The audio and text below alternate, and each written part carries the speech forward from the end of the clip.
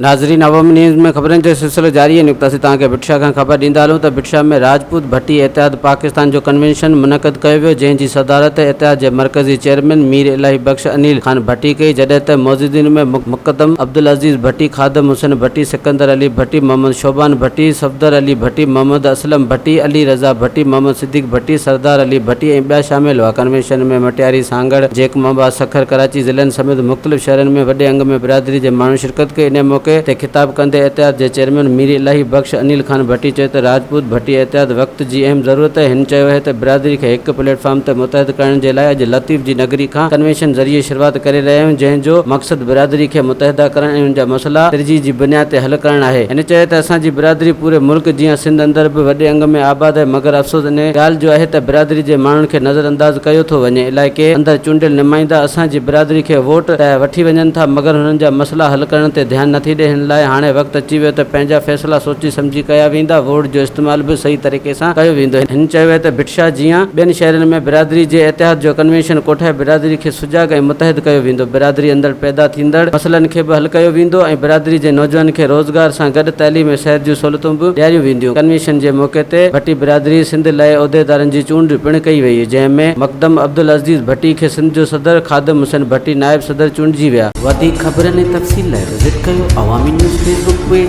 YouTube page ऐं अवामी news website.